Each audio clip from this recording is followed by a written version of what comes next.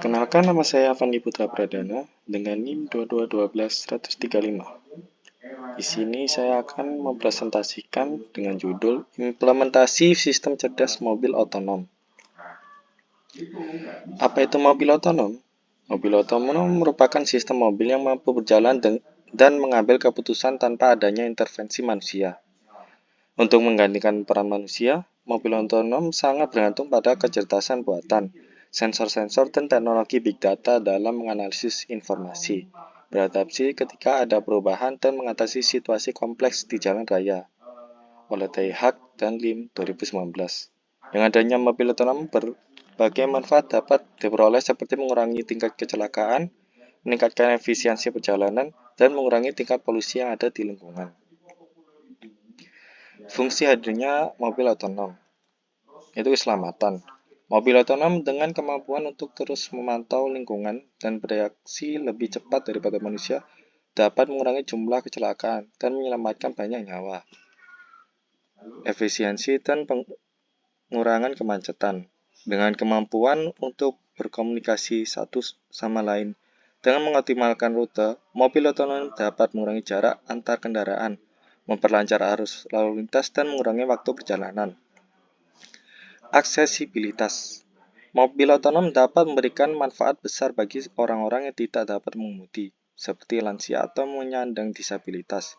Dengan mobil otonom, mereka dapat menikmati mobilitas yang lebih besar tanpa harus bergantung pada orang lain. Lingkup bidang kecerdasan buatan dan mekanisme kerja. Lingkup bidangnya adalah Natural Language Processing (NLP). Meskipun tidak selalu menjadi fokus utama dalam teknologi kendaraan otonom, NLP dapat digunakan dalam interaksi antara pengemudi atau penumpang. Dengan sistem navigasi atau kontrol suara dalam mobil, ini memungkinkan pengguna untuk memberikan perintah secara verbal dan menerima informasi tentang kondisi perjalanan atau rute secara lebih intuitif.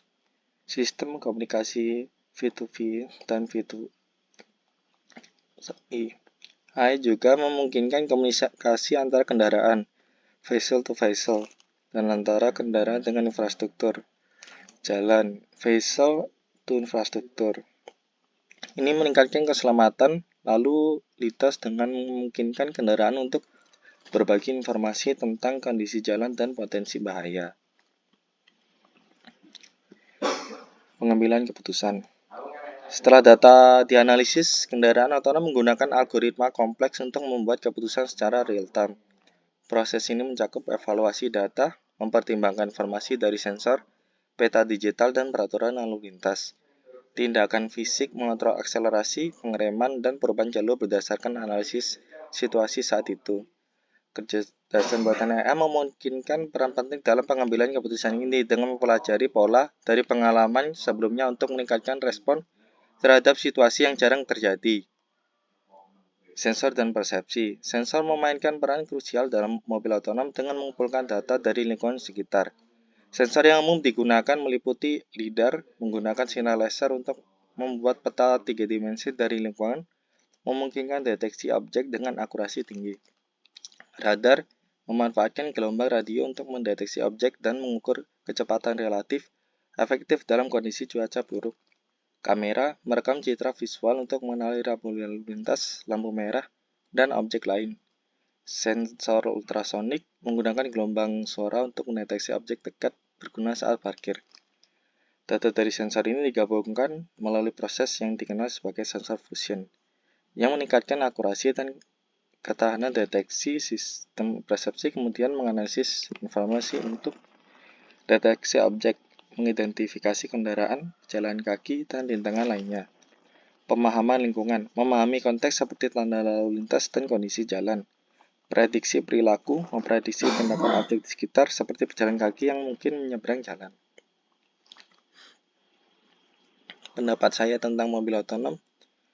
Mobil otonom adalah inovasi yang menjanjikan efisiensi transportasi, meningkatkan keamanan dengan mengurangi kecelakaan, dan mengubah pola konsumsi melalui layanan transportasi cerdas.